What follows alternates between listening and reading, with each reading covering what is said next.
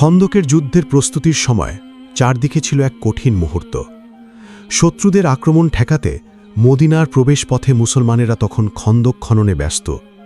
প্রিয় নবী হজরত মুহাম্মদ সাল্লাল্লাহু আলাইহি ওয়াসাল্লামের নির্দেশে সাহাবীরা কাঁধে কাঁধ মিলিয়ে বিরামহীন পরিশ্রম করেছিলেন। কারো মুখে অভিযোগ নেই, সবার চোখে শুধু দায়িত্ব আর ঈমানের দৃঢ়তা। এভাবেই কাজ চলছিল। কিন্তু হঠাৎ একটি জায়গায় এসে কোদাল থেমে গেল। সামনে উঠে এবে একটি বিশাল শক্ত পাথর। সাহাবীরা বারবার চেষ্টা করলেন, জোরে আঘাত করলেন, কিন্তু পাথরটি যেন নড়তেও চায় না। যতই চেষ্টা করা হয় ততই তারা বুঝতে পারলেন এটা তাদের সাধ্যের বাইরে। অবশেষে তারা নবীজির কাছে এসে বললেন, হে আল্লাহর নবী, আমরা একটি শক্ত পাথরের মুখোমুখি হয়েছি যা কিছুতেই ভাঙতে পারছি না। নবীজি শান্ত কণ্ঠে বললেন, চলো আমি নিজেই গিয়ে দেখি। তখন পরিস্থিতি ছিল খুবই কঠিন। কয়েকদিন ধরে অনেকে না খেয়ে কাজ করছিলেন। ক্ষুধা আর ক্লান্তি সব কিছু সহ্য করেও তারা আল্লাহর সন্তুষ্টির জন্য পরিশ্রম করে যাচ্ছিলেন। নবীজি নিজেও সেই কষ্টের অংশীদার ছিলেন। তিনি হাতে একটি কোদাল নিয়ে পাথরের কাছে দাঁড়ালেন। অতঃপর আল্লাহর নাম নিয়ে পাথরের উপর আঘাত করলেন। এক আঘাতেই সেই শক্ত পাথর আলোর ঝলকানি দিয়ে ভেঙে যেতে লাগল। আর একটি আঘাতে তা টুকরো টুকরো হয়ে গেল। এই দৃশ্য দেখে সাহাবীরা বিস্ময়ে অভিভূত হয়ে গেলেন। তাদের মধ্যে একজন সাহাবী ছিলেন জাবের ইবনে আবদুল্লাহ রাদিয়াল্লাহু তাআলা আনহু। তিনি গভীরভাবে লক্ষ্য করলেন নবীজি নিজেও ক্ষুধায় কষ্ট পাচ্ছেন, এমনকি তিনি পেটে পাথর বেঁধে কাজ করছেন। এই দৃশ্য তার অন্তরকে নাড়িয়ে দিল। ভালোবাসা আর কষ্ট মিশ্রিত অনুভূতিতে তার মন অস্থির হয়ে উঠল। তিনি মনে মনে দৃঢ় সিদ্ধান্ত নিলেন, আজ আমি যেভাবেই হোক আমার প্রিয় নবীকে আমার বাড়িতে নিয়ে গিয়ে খাবার খাওয়াবো। অতঃপর জাবের রাদিয়াল্লাহু তাআলা আনহু দ্রুত নিজের ঘরের দিকে রওনা হলেন। তার মনে তখন একটাই চিন্তা, প্রিয় নবীজির জন্য কিছু করা। ঘরে ঢুকেই তিনি তার স্ত্রীকে বললেন, বলো তো, ঘরে কি কোনো খাবার আছে? আজকে আমি রসুল সাল্লাল্লাহু আলাইহি ওয়াসাল্লামের ক্ষুধার কষ্ট দেখেছি। আমি এই দৃশ্য সহ্য করতে পারতেছি না। আমি চাই অন্তত একবেলা তাকে নিজের ঘরে খাবার খাওয়াতে। তার স্ত্রী একটু চিন্তিত মুখে একটি পাত্র থেকে অল্প কিছু জব বের করে বললেন, ঘরে তো এই সামান্য জব ছাড়া আর কিছুই নেই। সাহাবী জাবের রাদিয়াল্লাহু তাআলা আনহু থেমে থাকলেন না। তিনি দৃঢ় কণ্ঠে বললেন, ঠিক আছে, তুমি এগুলো পিষে আটা বানাও এবং রুটি তৈরি শুরু করো। তারপর কিছুক্ষণ চিন্তা করে মনে মনে বললেন, শুধু রুটি হলে কেমন হয়? যদি আর কিছু ব্যবস্থা করা যেত তাহলে আল্লাহর নবী আলো খুশি হতেন। হঠাৎ তার মনে পড়ল তাদের কাছে একটি মোটা সোটা তাজা ছাগল আছে। এক মুহূর্ত দেরি না করে তিনি সিদ্ধান্ত নিলেন এই ছাগলটাই জবাই করব এবং এর গোস্ত রান্না করে নবীজিকে মেহমানদারি করাব। সেই সময় জাবের রাদিয়াল্লাহু তাআলা আনহুর দুইজন পুত্র ছিল। বড় পুত্রের নাম আব্দুর রহমান ইবনে জাবের, যার বয়স ছিল ৮-৯ বছর।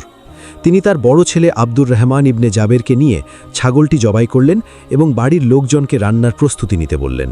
তারপর তিনি সময় নষ্ট না করে আবার দ্রুত রসুল সাল্লাল্লাহু আলাইহি ওয়াসাল্লামের কাছে ফিরে গেলেন। নবীজির সামনে উপস্থিত হয়ে তিনি বিনয়ের সাথে সালাম দিলেন এবং নরম কণ্ঠে বললেন, ইয়া রাসূলুল্লাহ, আমি একজন সাধারণ মানুষ, আমার কাছে তেমন কিছু নেই, কিন্তু আমার বহুদিনের একটি ইচ্ছে আপনাকে আমার ঘরে দাওয়াত দেওয়া। যদি আপনি আমার এই দাওয়াত কবুল করেন তবে আমার মনের এই আশা পূর্ণ হবে। নবীজি জাবের রাদিয়াল্লাহু তাআলা আনহুর কথা শুনে মুচকি হেসে চারপাশে দাঁড়িয়ে থাকা সাহাবীদের দিকে তাকালেন। অতঃপর তাদের ডেকে বললেন, হে আমার সাহাবীরা, জাবের আমাদের তার ঘরে খাবারের দাওয়াত দিয়েছে। আমি তার দাওয়াত গ্রহণ করেছি। জোহরের নামাজের পর আমরা সবাই তার বাড়িতে যাব। এই কথা শুনে সাহাবীদের মুখে আনন্দের ঝিলিক ফুটে উঠল। দীর্ঘদিনের কষ্ট আর ক্ষুধার মাঝেও এই দাওয়াত যেন এক প্রশান্তির খবর হয়ে আসলো। এদিকে জাবের রাদিয়াল্লাহু তাআলা আনহু আনন্দে আত্মহারা। তিনি দ্রুত ঘরের দিকে রওনা হলেন। কিছু দূর যেতেই হঠাৎ তার মনে এক গভীর চিন্তার সঞ্চার হল। তিনি চিন্তা করে দেখলেন, এখানে তো কত শত সাহাবী আছেন, আমার ঘরে তো এত খাবার নেই, আমি কিভাবে সবাইকে খাওয়াবো? মুহূর্তেই তার আনন্দ দুশ্চিন্তায় রূপ নিল। দ্বিধাগ্রস্ত হয়ে তিনি আবার ফিরে এলেন নবীজির কাছে। এসে বিনয়ের সাথে বললেন, হে আল্লাহর নবী, আমি তো ভেবেছিলাম আপনি কয়েকজন সাহাবী নিয়ে আসবেন, কিন্তু আপনি তো সবাইকে দাওয়াত দিয়েছেন। আমি তো নিতান্তই গরিব, কিভাবে তাদের মেহমানদারি করব? নবীজি তার কথা শুনে মৃদু হাসি দিয়ে বললেন, হে জাবের, বরকতের মালিক তো আল্লাহ, তুমি কোনো চিন্তা করিও না, বাড়ি ফিরে যাও এবং খাবারের প্রস্তুতি নাও। অতঃপর নবীজি জানতে চাইলেন, তুমি কি কি খাবারের ব্যবস্থা করেছ?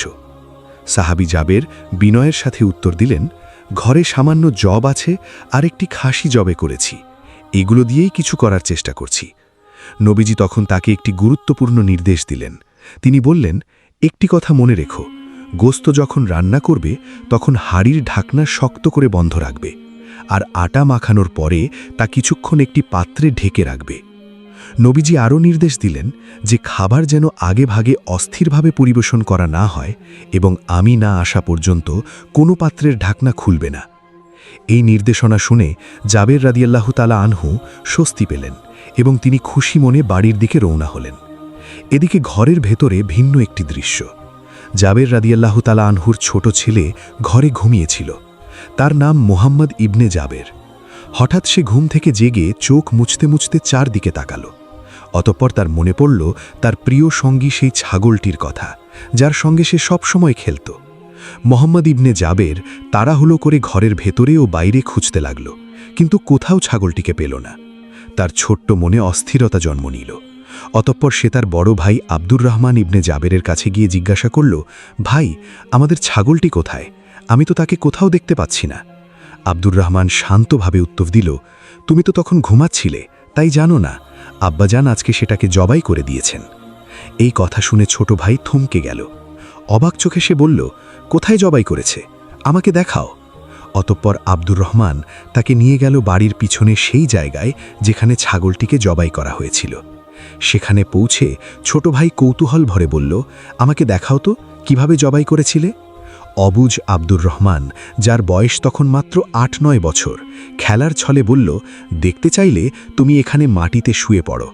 ছোট ভাই, যার বয়স ৩-৪ বছরের বেশি নয়, নিষ্পাপ মনে কোনো কিছু না ভেবেই মাটিতে শুয়ে পড়ল। সে বুঝতেই পারল না যে সামনে কি ভয়ানক ঘটনা অপেক্ষা করছে। খেলার ছলেই আব্দুর রহমান একটি ছুরি হাতে নিল, আর সেই অবুঝ মুহূর্তেই সে তার ছোট্ট ভাইয়ের গলায় ছুরি চালিয়ে দিল। মুহূর্তের মধ্যে ছোট ভাইয়ের গলা কেটে গেল, রক্ত ফোয়ারার মতো বের হতে লাগল। ছোট্ট দেহটি কাঁপতে কাঁপতে ছটফট করতে লাগল। এই ভয়ানক দৃশ্য দেখে আব্দুর রহমান একেবারে আতঙ্কিত হয়ে পড়ল। তার ছোট্ট মনে আতঙ্ক যেন ঝড়ের মতো আঘাত করল। ঠিক সেই সময় জাবের রাদিয়াল্লাহু তাআলা আনহু রাস্তা দিয়ে বাড়ির ভেতরে প্রবেশ করলেন। দূর থেকে পিটার আগমনের শব্দ কানে আসতেই আব্দুর রহমান আরও আতঙ্কিত হয়ে থরথর করে কাঁপতে লাগল। কি করবে বুঝতে না পেরে সেখান থেকে দৌড়ে পালিয়ে গিয়ে একটি খেজুর গাছে উঠে লুকিয়ে পড়ল এবং গাছের ওপর চুপচাপ বসে রইল, যেন কেউ তাকে দেখতে না পায়। এদিকে জাবির রাদিয়াল্লাহু তাআলা আনহু ঘরে ফিরে তিনি তার স্ত্রীকে নবীর দাওয়াত কবুলের সংবাদ শোনালেন। তার স্ত্রীও আনন্দিত হয়ে রান্নাবান্না করার প্রস্তুতিতে লেগে পড়লেন। কিছুক্ষণ পরে হযরত জাবির রাদিয়াল্লাহু তাআলা আনহু পুত্রদের খোঁজে বাড়ির পিছনে সেই জায়গায় পৌঁছতে হঠাৎ তার চোখ পড়ল মাটিতে পড়ে থাকা ছোট্ট সন্তানের দিকে। দৃশ্যটি দেখে তিনি যেন স্তব্ধ হয়ে গেলেন। তিনি দেখলেন তার নিষ্পাপ ছেলে মাটিতে ছটফট করছে। তিনি এক মুহূর্ত দেরি না করে ছুটে গেলেন সন্তানের কাছে, বুকে তুলে নিলেন তাকে। কিন্তু ততক্ষণে সব শেষ হয়ে গেছে। তার ছোট্ট সন্তান শেষ নিঃশ্বাস ত্যাগ করে দুনিয়া থেকে বিদায় নিয়েছেন। তার ক্ষুদ্র দেহটি নিথর ঠান্ডা হয়ে গেছে। এই দৃশ্য সহ্য করা একজন বাবার পক্ষে কতটা কঠিন তা ভাষায় প্রকাশ করা যায় না। জাবির রাদিয়াল্লাহু তাআলা আনহুর অন্তর যেন টুকরো টুকরো হয়ে গেল। তিনি তার প্রিয় সন্তানকে বুকে জড়িয়ে ধরে অশ্রুসিক্ত কণ্ঠে কাঁদতে লাগলেন। কিন্তু কিছুক্ষণ পর তিনি নিজেকে সামলে নিলেন। ঈমানের শক্তিতে নিজের ভেঙে পড়া মনকে সান্ত্বনা দিলেন। অতঃপর ধীরে ধীরে সন্তানের নিথর দেহ কোলে তুলে নিয়ে ভারাক্রান্ত মন নিয়ে বাড়ির দিকে হাঁটা শুরু করলেন। বাড়িতে পৌঁছে জাবের রাদিয়াল্লাহু তাআলা আনহু কাঁপা কাঁপা কণ্ঠে তার স্ত্রীকে ডেকে বললেন, তাড়াতাড়ি একটি কম্বল নিয়ে আসো, বাচ্চাটিকে শুইয়ে দেই। রান্নাঘর থেকে তড়িঘড়ি করে বেরিয়ে এসে উৎকণ্ঠিত হয়ে তার স্ত্রী বললেন, কি হয়েছে? তুমি কাঁদছো কেন? আমাদের আদরের সন্তানের কি হয়েছে? জাবির রাদিয়াল্লাহু তাআলা আনহু আর নিজেকে ধরে রাখতে পারলেন না। কান্না ভেজা চোখে তিনি বললেন, হে আমার বিবি, আমাদের প্রিয় সন্তান আর এই দুনিয়াতে নেই। সে আমাদেরকে ছেড়ে চিরতরে চলে গেছে। এই কথা শুনে তার স্ত্রী যেন ভেঙে পড়লেন। বুক ফাটা কান্নায় তিনি বলে উঠলেন, এটা হতে পারে না, আমি বিশ্বাস করতে পারছি না আমার আদরের সন্তান আমাদের ছেড়ে চলে গেছে। কিন্তু সেই মুহূর্তেই জাবের রাদিয়াল্লাহু তাআলা আনহু নিজেকে শক্ত করলেন। তিনি স্ত্রীর দিকে তাকিয়ে ধীর কণ্ঠে বললেন, ধৈর্য ধরো, নিজেকে সামলাও, এখন কেঁদো না, একটুও কেঁদো না। আজ আমাদের শোক প্রকাশ করার দিন নয়। আজ দুঃখ দেখলে নবীজি দুঃখিত হবেন, অতএব ধৈর্য ধরো, কষ্ট করে হলেও মুখে হাসি ফুটিয়ে তোলো। এই কথা শুনে তার স্ত্রী বিস্ময়ে তাকিয়ে রইলেন। জাবের রাদিয়াল্লাহু তাআলা আনহু আবার বললেন, আজ আমাদের প্রিয় নবীজি রাসূলুল্লাহ সাল্লাল্লাহু আলাইহি ওয়াসাল্লাম আমাদের ঘরে আসছেন, তিনি আমাদের দাওয়াত গ্রহণ করেছেন। আর ঠিক আজকেই আমাদের এই কঠিন পরীক্ষা এলো, আমাদের সন্তান আমাদের ছেড়ে চলে গেল। হযরত জাবের রাদিয়াল্লাহু তাআলা আনহুর কণ্ঠ ভারী হয়ে এলো। তবুও তিনি নিজেকে নিয়ন্ত্রিত রেখে বললেন, আমরা এটা মেনে নিতে পারছি না, কিন্তু মনে করো এটা আল্লাহর পক্ষ থেকে আমাদের জন্য একটি কঠিন পরীক্ষা। এই পরীক্ষায় আমাদের ধৈর্য ধরতেই হবে। তিনি আরও বললেন, যদি আমরা এখন ভেঙে পড়ি, কান্নায় ভেসে যাই, তাহলে এই পরীক্ষায় উত্তীর্ণ হতে পারব না। আজ নবীজি আমাদের ঘরে আসবেন, যদি তিনি আমাদের এই অবস্থা দেখেন, হয়তো তিনি খাবার গ্রহণ করবেন না। অতঃপর গভীর আবেগ ভরা কণ্ঠে বললেন, আমরা আমাদের সন্তান হারিয়ে দুঃখ পেতে পারি, এটা স্বাভাবিক, কিন্তু আমাদের প্রিয় নবীজির মনে কষ্ট দিতে পারি না। অতঃপর তিনি স্ত্রীর হাত ধরে বললেন, নিজেকে সামলাও, ধৈর্য ধরো আর দ্রুত খাবারের প্রস্তুতি সম্পন্ন করো। তারপর তারা দুজনে ছোট্ট ছেলেকে কম্বলে মুড়িয়ে রান্নাঘরের পেছনে রেখে আসলেন এবং স্ত্রী রান্নার কাজে মন দিলেন। অতঃপর হযরত জাবের রাদিয়াল্লাহু তাআলা আনহু বের হলেন বড় পুত্র আব্দুর রহমানের খোঁজে। বাড়ির পেছনে গিয়ে ছেলের নাম ধরে জোরে ডাক দিলেন। গাছের ওপর আত্মগোপন করা বড় ছেলে সব ঘটনা প্রত্যক্ষ করছিল আর ভয়ে কাঁপছিল। পিতার ডাক শুনে ভাবল, এখন পালাতে না পারলে পিতার হাতে ধরা পড়তে হবে, ধরা পড়লে আর রক্ষা পাবে না। আব্দুর রহমান পালানোর উদ্দেশ্যে গাছ থেকে তাড়াহুড়ো করে নামতে গিয়ে পা দুটো পিছলে নিচে পড়ে যায় এবং নিচে থাকা পাথরের সাথে আঘাতপ্রাপ্ত হয়ে সেও মৃত্যুর কোলে ঢলে পড়ে। জাবের রাদিয়াল্লাহু তাআলা আনহু পিছনে কিছু একটা পড়ে যাওয়ার শব্দ শুনতেই পিছনে তাকিয়ে দেখলেন তার বড় পুত্র আব্দুর রহমান ছটপট করছে। তিনি দৌড়ে গিয়ে সন্তানকে কোলে তুলতেই দেখলেন আব্দুর রহমানের দেহে প্রাণের স্পন্দন নেই, সেও দুনিয়া ছেড়ে চলে গিয়েছে। জাবের রাদিয়াল্লাহু তাআলা আনহুর বুঝতে বাকি রইল না প্রকৃত ঘটনা কি ঘটেছিল। অল্প কিছু সময়ের ব্যবধানে তার আদরের দুই সন্তান পৃথিবী থেকে চলে গেল। তিনি সন্তানের লাশ বুকে জড়িয়ে কান্নায় ভেঙে পড়লেন। হযরত জাবের রাদিয়াল্লাহু তাআলা আনহু নিজেকে সামলে নিয়ে ছেলেকে কোলে তুলে বাড়ির ভেতরে যাওয়ার জন্য রওনা হলেন। বাড়ির ভেতরে পৌঁছে কান্নাজড়িত কণ্ঠে স্ত্রীকে বললেন, বিবি গো, আরও একটি কম্বল নিয়ে আসো, আমাদের বড় ছেলে আর এ দুনিয়াতে নেই। বড় ছেলের এই অবস্থা দেখে জননী পুনরায় আর্তনাদ করে উঠলেন। স্বামী তাকে পুনরায় সান্ত্বনা দিয়ে বললেন, ধৈর্য ধরো, আজ আমাদের দুঃখ প্রকাশের দিন নয়, আজ আমাদের পরম আনন্দের দিন। দয়াল নবীজি অল্প কিছুক্ষণের মধ্যেই আমাদের ঘরে তাশরিফ রাখবেন। অতঃপর দুজনে মিলে বড় ছেলের লাশ কম্বলে মুড়িয়ে রান্নাঘরের পেছনে ছোট ছেলের লাশের পাশে রাখলেন। এরপর স্বামী স্ত্রী দুজনে তাদের চোখের পানি মুছে মুখে হাসি ফুটিয়ে তুললেন। হযরত জাবের রাদিয়াল্লাহু তাআলা আনহু তার স্ত্রীকে বললেন, তুমি রান্নার কাজে মন দাও, জোহরের আজান হয়ে গেছে, অল্প কিছুক্ষণের মধ্যেই নবীজি আমাদের বাড়িতে চলে আসবেন। অতঃপর জাবের রাদিয়াল্লাহু তাআলা আনহু জোহরের নামাজ আদায় করে বাড়ির সামনে এসে দাঁড়ালেন। অন্তরে এক অদ্ভুত আনন্দ এবং অপেক্ষার অনুভূতি। প্রিয় নবীজির আগমনের প্রতীক্ষায় তিনি পথের দিকে তাকিয়ে রইলেন। অল্পক্ষণের মধ্যেই নবীজিকে উটের পিঠে করে আসতে দেখা গেল এবং পেছনে সাহাবীদের লম্বা কাতার দেখা যাচ্ছিল। হযরত জাবের রাদিয়াল্লাহু তাআলা আনহু আনন্দে আত্মহারা হয়ে দৌড়ে নবীজির সামনে চলে এলেন। তিনি তার প্রিয় নবী রাসূল সাল্লাল্লাহু আলাইহি ওয়াসাল্লামকে বিনয়ের সাথে সালাম দিলেন এবং বললেন, ইয়া রাসূলাল্লাহ, আমাদের বাড়িতে আপনাকে স্বাগতম। অতঃপর তিনি নবীজির উটের কাছে গিয়ে তাকে বাড়ি পর্যন্ত এগিয়ে আনলেন এবং তার স্ত্রীকে ডেকে বললেন, আল্লাহর রাসূল আমাদের বাড়িতে এসেছেন, তাড়াতাড়ি খাবারের ব্যবস্থা করো। নবীজি জাবেরের ঘরের সামনে উট থামিয়ে তার ডান পা মুবারক মাটিতে রাখলেন, বাম পা মুবারক এখনও নামাতে বাকি। এই সময় হযরত জিব্রাইল আলাইহিসসালাম আল্লাহর পক্ষ থেকে নির্দেশ নিয়ে এসে নবীকে সালাম জানালেন এবং বললেন, হে আল্লাহর রাসূল, আমি আল্লাহর পক্ষ থেকে সংবাদ এনেছি, আল্লাহ তাআলা বলেছেন, আজকে যখন আপনি জাবেরের বাড়িতে খাবার খেতে বসবেন তখন যেন আপনি জাবেরের 2 পুত্রকে নিয়ে তাদের সাথে বসে খাবার খাবেন। এই কথা বলে ফেরেশতা জিবরাইল আলাইহিসসালাম চলে গেলেন। অতঃপর নবীজি সাহাবায়ে কেরামকে নিয়ে জাবেরের ঘরে তশরিফ রাখলেন। জাবের রাদিয়াল্লাহু তাআলা আনহু বাড়িতে বসার জন্য ব্যবস্থা করলেন। তাদের সামনে দস্তরখান বিছিয়ে দিলেন। কিছু সাহাবীকে বাড়ির ভেতরে বসালেন এবং বাকি সাহাবীদের উঠোনে বসালেন। জাবেরের স্ত্রী রুটির পাত্র এবং গোস্তের পাত্র নিয়ে নবীর সামনে রাখলেন। অতঃপর জাবের রাদিয়াল্লাহু তাআলা আনহু বিনীতভাবে বললেন, হে আল্লাহর নবী, আপনার নির্দেশ অনুযায়ী গোস্ত রান্না করা হয়েছে। আপনি অনুগ্রহ করে দেখে বলুন সবকিছু ঠিক হয়েছে কিনা।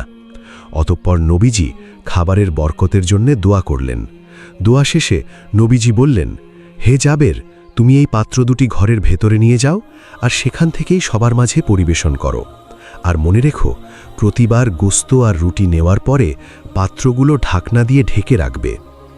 অতঃপর নবীজির নির্দেশ অনুযায়ী পর্যায়ক্রমে খাবারগুলো পরিবেশন করার জন্যে মেহমানদের সামনে হাজির করলেন। তারপর জাবের রাদিয়াল্লাহু তাআলা আনহু নবীজিকে আরজ করলেন, ইয়া রাসূলুল্লাহ, দয়া করে খানা শুরু করুন। নবীজি বললেন, হে জাবের, তোমার ছেলেরা কোথায়? তাদেরকে ডাকো, আমরা সবাই তাদের সাথে বসে খাবার খাবো। হযরত জাবের রাদিয়াল্লাহু তাআলা আনহু বললেন, হে আল্লাহর নবী, আপনি দয়া করে খেয়ে নিন, ছেলেদেরকে আমি পরে ডাকব। আল্লাহর রাসূল পুনরায় বললেন, তোমার ছেলেদের ডেকে নিয়ে এসো, আমি তাদেরকে সাথে নিয়ে খানা খাব। জাবের কিছুক্ষণ দ্বিধাগ্রস্ত হয়ে নীরব থাকলেন। কি বলবেন বুঝতে পারছেন না। তখন রাসূলুল্লাহ সাল্লাল্লাহু আলাইহি ওয়াসাল্লাম বললেন, জাবের, তুমি বুঝতেছ না, তোমার বাচ্চাদের সাথে খাবার খাওয়া আমার ইচ্ছা, স্বয়ং আল্লাহ তাআলার ইচ্ছা। এখন তুমি দেরি করো না, তাড়াতাড়ি তোমার বাচ্চাদের আমার কাছে নিয়ে এসো। এমন পরিস্থিতিতে এখন সে কি করবেন কিছুই যেন বুঝতে পারছিলেন না। কিভাবে সে তার সন্তানদেরকে নবীজির কাছে নিয়ে আসবেন? তার 2 সন্তান তো অনেক আগেই ইন্তেকাল করেছেন, তাদের লাশ রান্নাঘরের পেছনে রাখা। এই কথা ভেবে হযরত জাবের রাদিয়াল্লাহু তাআলা আনহু এবং তার স্ত্রী পুনরায় হাত জোড় করে আরজ করলেন, ইয়া রাসূলুল্লাহ, আপনি খানা খেয়ে নিন, আমরা তাদের পরে ডেকে দিচ্ছি। তখন নবীজি বললেন, হে জাবের, কিছুক্ষণ পূর্বে জিবরাইল আলাইহিসসালাম আমাকে আল্লাহর নির্দেশ জানিয়ে গিয়েছেন, আমি যেন তোমার ছেলেদেরকে সঙ্গে নিয়ে খানা খাই। নবীজির এই কথা শুনে হযরত জাবের এবং তার স্ত্রী আর ধৈর্য ধরে রাখতে পারলেন না। তারা চিৎকার করে কেঁদে কেঁদে সমস্ত ঘটনা খুলে বললেন। অতঃপর চোখ মুছতে মুছতে বললেন, তারা আমাদের ছেড়ে এই পৃথিবী থেকে চলে গেছে, তাদের লাশ রান্নাঘরের পেছনে রাখা। তাদেরকে আমি কিভাবে ডাকব? হে আল্লাহর নবী, আপনি খানা শুরু করুন। এই কথা শুনে রাসূলুল্লাহ সাল্লাল্লাহু আলাইহি ওয়াসাল্লাম কিছু সময় চুপ করে রইলেন। তারপর তিনি জাবের রাদিয়াল্লাহু তাআলা আনহুকে বললেন, হে জাবের, তুমি খুব নেককার এবং মহব্বতকারী একজন পিতা। আমি আগে জানতাম না তোমার সন্তানেরা এই পৃথিবী ছেড়ে চলে গেছে, তবুও তুমি আমাকে খাবারের জন্য ডেকেছ। তুমি আমাকে বোঝানোর চেষ্টা করছো তুমি সত্যিই আমাকে খুব ভালোবাসো। তোমার ঈমান ও ধৈর্যে আল্লাহ খুশি হয়েছেন। অতঃপর নবীজি জাবেরকে বললেন, তোমার ছেলেদের কাছে গিয়ে বলো আল্লাহর নবী তাদের ডাকছেন। হযরত জাবের রাদিয়াল্লাহু তাআলা আনহু নবীজির নির্দেশ মোতাবেক ছেলেদের লাশের সামনে গিয়ে 2 ছেলের নাম ধরে ডেকে বললেন, আল্লাহর নবী তোমাদেরকে ডাকছেন, তোমরা উঠো। সঙ্গে সঙ্গেই তারা 2 জন আল্লাহু আকবার বলে দাঁড়িয়ে গেল। 2 পুত্রের রূহ তাদের শরীরে ফিরে এলো এবং তারা জীবিত হয়ে গেল। এই দৃশ্য দেখে জাবের রাদিয়াল্লাহু তাআলা আনহু এবং তার স্ত্রী বিস্ময়ে হতবাক হয়ে গেলেন এবং তারা আল্লাহর কাছে শুকরিয়া জানালেন। অতঃপর তারা 2 ভাই নবীজির কাছে দৌড়ে চলে গেল। অতঃপর রাসূল সাল্লাল্লাহু আলাইহি ওয়াসাল্লাম জাবের রাদিয়াল্লাহু তাআলা আনহার 2 পুত্রকে স্নেহ ভরে তার 2 পাশে বসালেন। এরপর তিনি সাহাবীদের উদ্দেশ্যে বললেন, হে সাহাবীগণ, আজ তোমরা তৃপ্তি সহকারে খাবার খাও, যত খুশি গোস্ত খাও, যত খুশি রুটি খাও, তবে হাড়গুলো চিবিয়ে খাবে না, বরং চুষে রেখে দিও। এই কথা বলে নবীজি মহান আল্লাহর নির্দেশ অনুযায়ী জাবের রাদিয়াল্লাহু তাআলা আনহুর 2 সন্তানকে সাথে নিয়ে খাবার খাওয়া শুরু করলেন। হযরত জাবের রাদিয়াল্লাহু তাআলা আনহু অত্যন্ত আন্তরিকতার সঙ্গে একের পর এক সাহাবীদের সামনে গোস্ত এবং রুটি পরিবেশন করতে লাগলেন এবং প্রত্যেকে তৃপ্তি সহকারে খাবার খেতে লাগলেন। অতপর যখন সকল সাহাবী পেট ভরে তৃপ্তি সহকারে খাওয়া শেষ করলেন, তখন নবীজি হজরত জাবের রাদিয়াল্লাহু তাআলা আনহুকে বললেন, হে জাবের, এখন তুমি রুটি এবং গোস্তের পাত্রগুলোর ঢাকনা খোলো। জাবের রাদিয়াল্লাহু তাআলা আনহু ধীরে ধীরে এগিয়ে গিয়ে পাত্রগুলোর ঢাকনা খুললেন। ঢাকনা খুলকেই তিনি বিস্ময়ে হতবাক হয়ে গেলেন। তিনি দেখলেন এক টুকরো গোস্তও কমেনি এবং রুটিগুলো আগের মতোই পরিপূর্ণভাবে রয়েছে। এই দৃশ্য দেখে তার অন্তর কেঁপে উঠল। তিনি বুঝতে পারলেন এটা আল্লাহর অসীম বরকত। এরপর নবীজি বললেন, হে জাবের, গোস্ত খাওয়ার হাড়গুলো আমার সামনে নিয়ে এসো। জাবের রাদিয়াল্লাহু তাআলা আনহু সবগুলো হাড় সংগ্রহ করে নবীজির সামনে এনে রাখলেন। নবীজি সেগুলোর দিকে তাকিয়ে আল্লাহর দরবারে দোয়া করলেন। দোয়া শেষে ঘটল এক অলৌকিক ঘটনা। সেই হাড়গুলোর মধ্য থেকে জাবের রাদিয়াল্লাহু তাআলা আনহুর ছোট্ট ছেলের সেই প্রিয় ছাগলটি জীবিত হয়ে উঠে দাঁড়ালো এবং দৌড়ে চলে গেল। জাবের রাদিয়াল্লাহু তাআলা আনহু এই দৃশ্য দেখে অভিভূত হয়ে গেলেন। তিনি অনুভব করলেন আল্লাহর কুদরত সীমাহীন, তিনি চাইলে সবকিছুই সম্ভব। পরদিন আবার খন্দকের কাজে সবাই ফিরে গেলেন, কিন্তু আজ তাদের মধ্যে ছিল অন্যরকম শক্তি। সাহাবীরা একে অপরকে বলছিলেন, আমরা নিজের চোখে দেখেছি মহান আল্লাহ তাআলা আমাদের সাথে আছেন। ক্ষুধা, কষ্ট আর ভয় সবকিছু যেন হালকা হয়ে গেল, কারণ তাদের ঈমান আরও দৃঢ় হয়ে গেছে। খন্দকের যুদ্ধে মুসলমানরা কাফেরদের 10,000 সৈন্যের বিশাল বাহিনীর বিরুদ্ধে মাত্র 3,000 সৈন্য নিয়ে অবস্থান নেন। সংখ্যা ও শক্তির দিক থেকে পার্থক্য ছিল বিশাল। তবুও ঈমানের দৃঢ়তায় মুসলমানরা অটল ছিলেন। চারদিক থেকে অবরুদ্ধ অবস্থায় থাকা সত্ত্বেও তারা আল্লাহর উপর পূর্ণ ভরসা রাখেন, আর আল্লাহর গায়েবী সাহায্যের মাধ্যমে শত্রুদের মধ্যে ভীতি সৃষ্টি হয় এবং তাদের পরিকল্পনা ভেঙে যায়। অবশেষে তারা পিছু হটতে বাধ্য হয়, ফলে মুসলমানরা আল্লাহর রহমত ও সাহায্যের মাধ্যমে বিজয় লাভ করেন।